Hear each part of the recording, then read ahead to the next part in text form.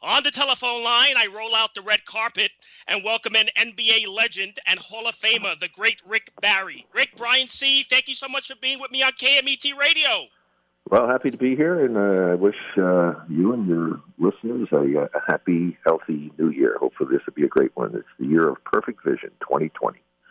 Oh, likewise, Rick. Rick, let's begin. Growing up in New Jersey, I read that you were taught the fundamentals of the game, not only from your dad, but also your brother Dennis. Is that accurate to say?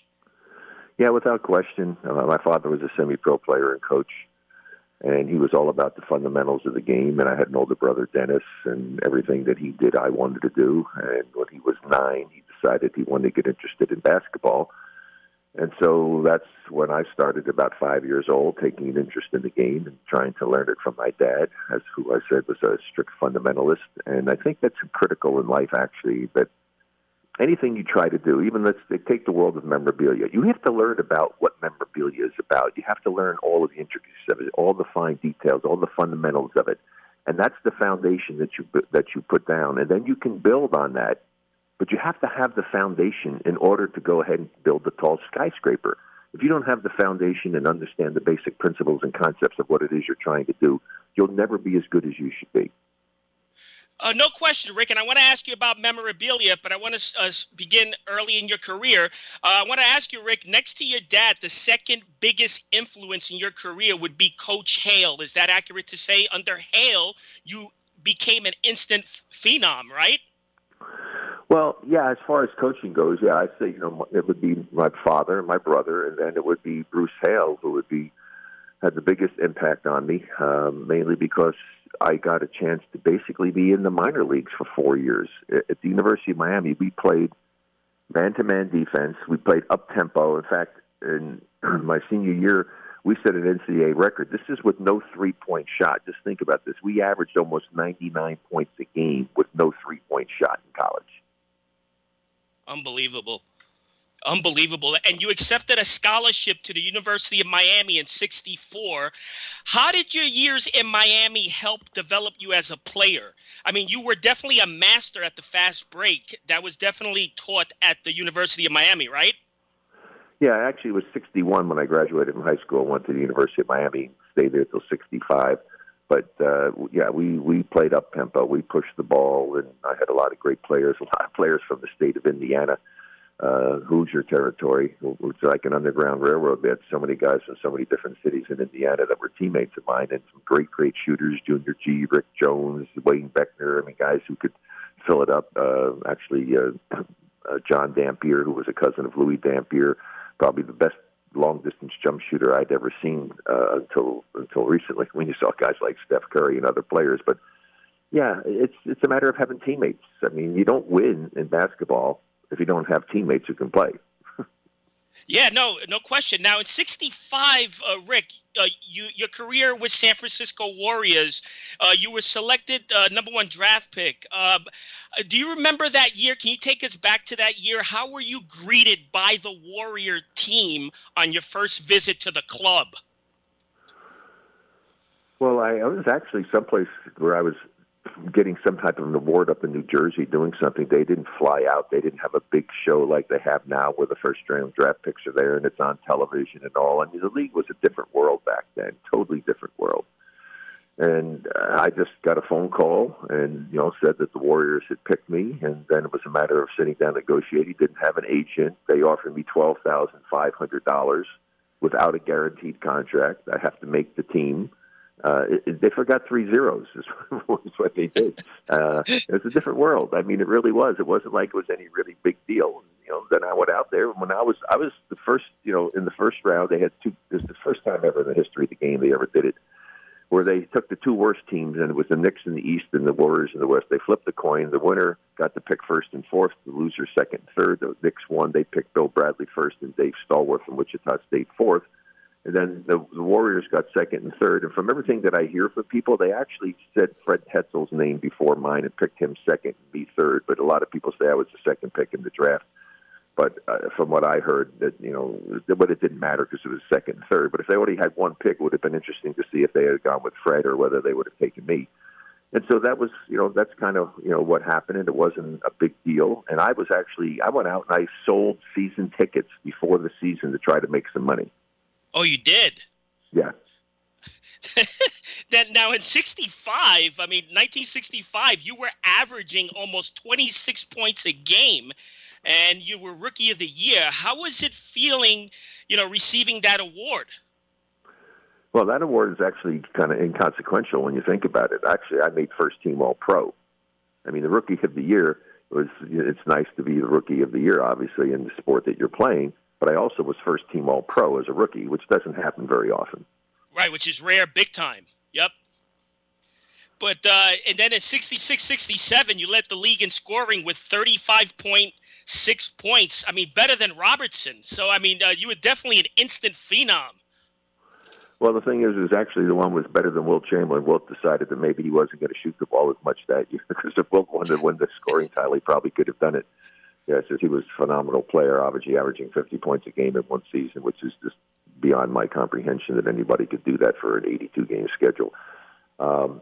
So I was able to do that and lead the league in scoring and got MVP of the All-Star game and had a great year. And our team came close. We came within 2 pick-and-roll plays that if they had gone our way instead of the 76ers way, we could have easily won the World Championship in the NBA in 1967. But, I had a great career. It was a wonderful experience. I'd do it all over again if I could. And if I had to do it over again, I might not, if I could be where I am today, because everything in life happens for a reason. If you don't do certain things, other things won't happen. As they used to say on TV, the space-time continuum gets disrupted from Star Trek.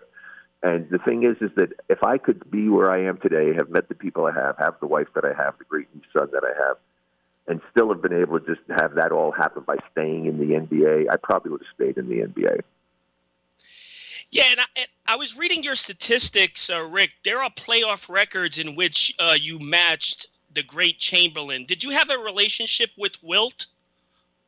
I wound up having a relationship with Wilt afterwards. I got to know Wilt as a person. I really enjoyed and liked him, and he was a very interesting guy. And it was kind of he used to like to have cars. He had a souped-up old, I forget which model it was, but it's an American car that he had just absolutely souped up to be so super fast. He took the seat out and they removed the seat and moved things back so he could fit in it and all. And he usually said, I just love to go ahead and pull up next to these and out in L.A., pull up to the Ferraris and the Lamborghinis and stuff and just blow their tires off. So he had a very interesting life, interesting house that he had up in the hills there in Los Angeles that had no corners to it, had like 10-foot doors so that he felt comfortable in it, had a roof that opened up over the bed in his bedroom. I mean, it's a pretty wild place, but Wilt was a very, very interesting guy, and I was pleased to get a chance to know him. Just so sad that if he'd just gone to the doctor and done his normal checkups, he probably might still be with us today. Well, we're talking to the legendary Rick Barry. Rick, you are very well known for your famous underhand free throw. When did that idea form in your mind that you were going to invent that technique? Well, I didn't invent it. They were doing that for years before. They used to shoot two hands overhand, underhand. My father used to shoot that way. My father's the one that got me to do it. Yeah, and I also want to say I want to play one game from your career that that's really noteworthy. Sean, let's play Rick Barry. Here's San Francisco and the incomparable forward Rick Barry. Just beautiful. On to Jeff Mullins and then to Rick Barry. He just refuses to be stopped. And he's got it. And now Rick Barry, the league's leading scorer. What a superb basketball player he is. It's good. Rick, you're one of two to score 55 points in a final game. I believe it's you and Jordan.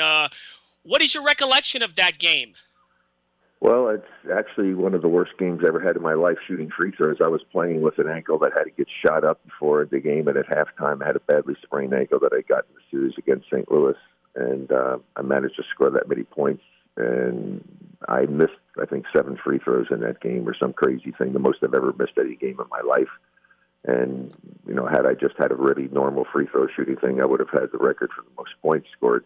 But anyway, it's irrelevant. I mean, and we didn't win that game, so what the heck does it make? If you score 1 point or 55 points, if you don't win the game, then it really doesn't matter. It's all about winning games.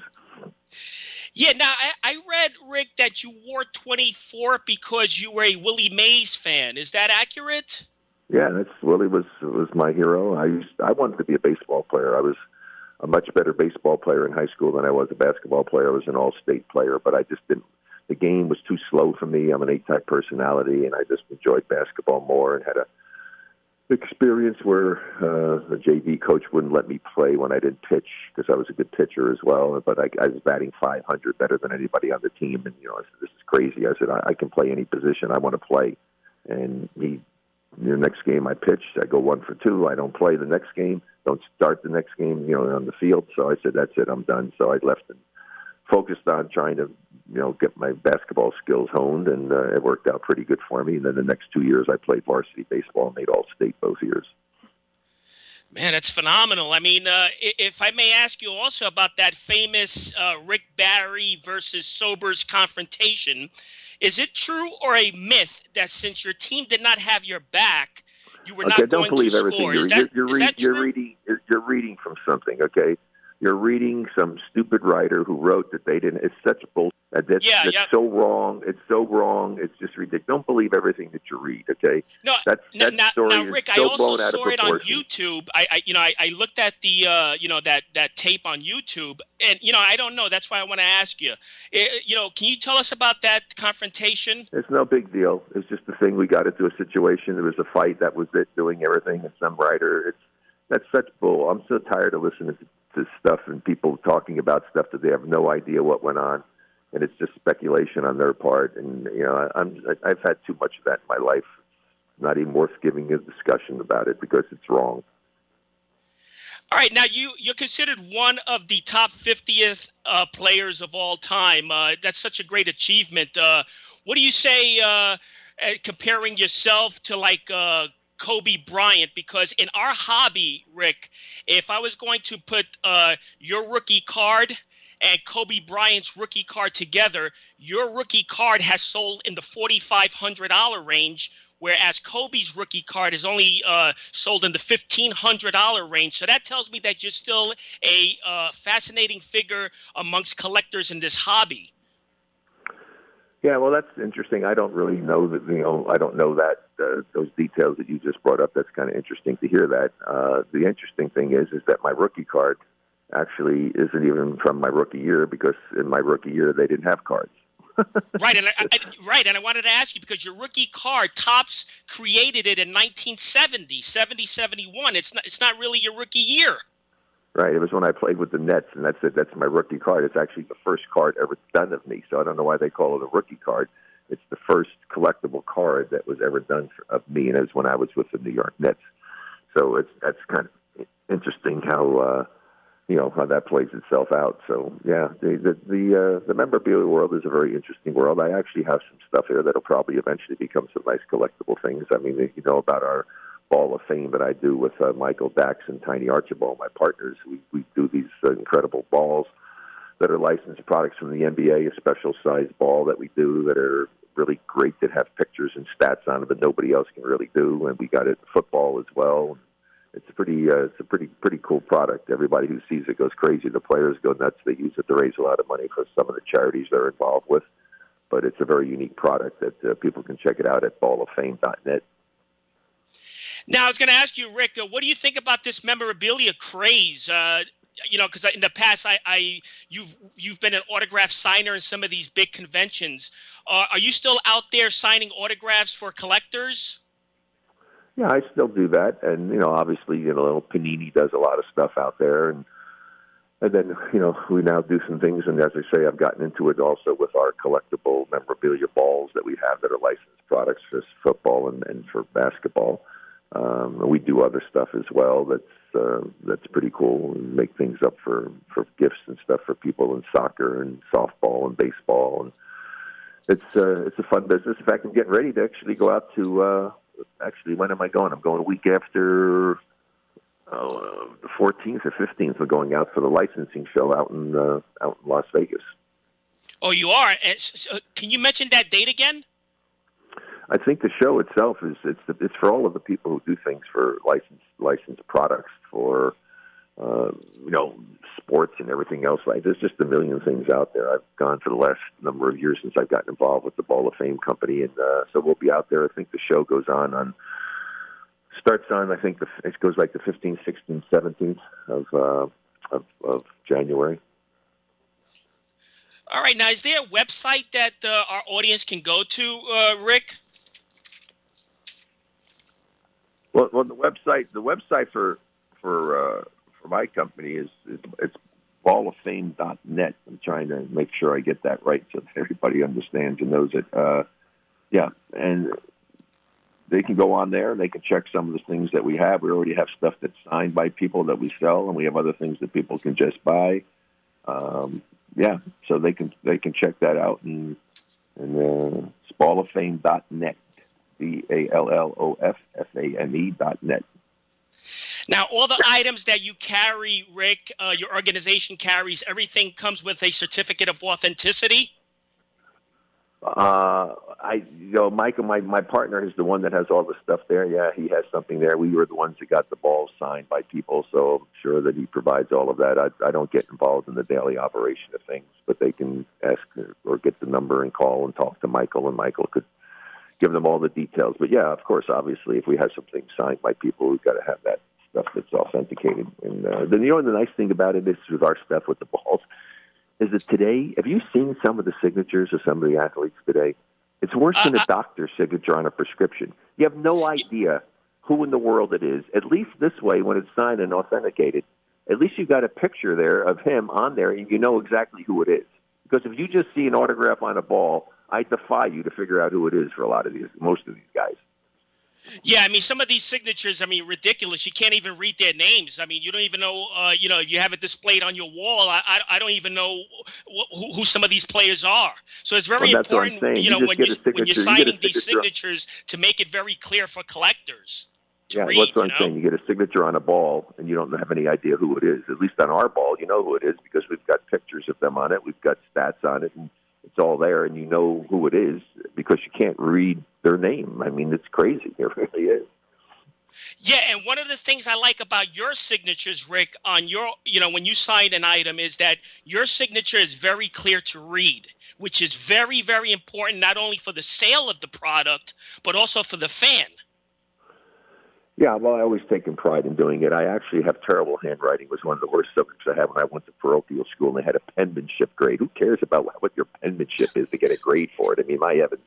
But I copied the way that my father used to write his last name, which actually has my initials in it. If you look closely, there's an R, an F, and a B in my name, Barry, when I write it. So, then I put the Rick in front of it, but it's very legible. And I take great pride in what I do. If I sit and I have to sign a number of different, cards or different things, the first signature that I make is going to be a nice signature, but the last signature I make is going to be just as nice. I mean, every time I sign my name, I take pride in the fact that I write it in a way that, someone who's going to be paying money to be able to get that signature deserves to have a good signature. Yeah, no, I agree. And Rick, were you a collector of baseball cards when you were young? Oh, my God, please. I had the greatest collection. I'm so upset. My father got mad at me one time, and he burned my comic books. I collected comic books, and I had the cards. I had the baseball cards. We used to do stuff as a kid where we would match. We'd have duplicates, right? So we use our duplicates to have games. And you would flip cards down below and flip them with your hand, and you'd come heads and tails. And so somebody would go and do 25, and if somebody could match the exact number of 25 that you did heads and tails, you'd win, and you'd keep those 25 cards, okay, or the other cards. I mean, not the ones that were the duplicates. You'd get other cards that you would play for, and I had an incredible collection of stuff that probably would be worth a lot of money today, and especially even in the comic books. I mean, so, yeah, I was that's the one thing my father did that I'll never forget or forgive him. That he should never have done that.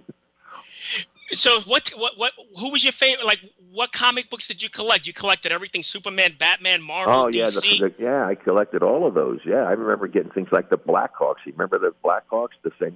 I just had an incredible collection of great comic books, and Donald Duck. I love Scrooge McDuck. I love all of those crazy things. I mean, Mickey Mouse. I mean, It was an incredible collection of comic books that I had, and also the cards. I mean, I had all kinds of great cards, and rookie cards and stuff. Mantle and all the great baseball players back in those days. I don't even see it bring it up. It's a very, very sad thing that my father did. I mean, I can't believe he did that to me. But yeah, it was very, very sad. So you would go to the local candy store, buy a pack of 1956 tops, and what? Put them in rubber bands in a shoebox. Yeah, I mean, I used to keep the things and they were all the new cards, and the only ones that I used to do the competition where we do stuff was the duplicates, and then we go and we say, okay, we're going to play for these cards, and so we go have a matching game, or what we do, throw cards and have to get them on top or whatever it may be. And so you had the cards that you were playing for to try to win. And if you beat them in that competition, you got those good cards. And then I take those good cards and put those in my box with all of the other, perfect condition cards. I mean, these all would have been probably graded 10. I mean, they're all perfect cards. Wow, so you hear it here. The great Rick Barry was a baseball card collector. Unbelievable. Rick, let me ask you a final question. Besides the memorabilia, what other entrepreneurial stuff are you involved with? Oh, I'm involved in a myriad of things. I'm having fun now. I'm actually doing a podcast that people want to listen to. It's Warriors 24. You can go to Apple Podcasts and look it up, Warriors 24. I do that once a week with Cyrus Satchis, who actually used to be a producer of mine when I worked for KNBR Radio, doing a radio show for years back in San Francisco. And so we're doing that, like once a week. Got to get back and actually probably do a show coming up on Monday because we took off for the holidays. And then I'm involved in the CBD world, maybe getting involved in the medical marijuana license world, and involved in a number of different ventures. A thing called Cholesterade, which is a really great natural product. I try to be healthy. I'm in pretty good shape for an old guy. I do something called biogenesis that I take, which enables me to not have to take a prescription drug for my knee because I have an arthritic knee, and this thing works incredibly well. So I do spokesperson work for that.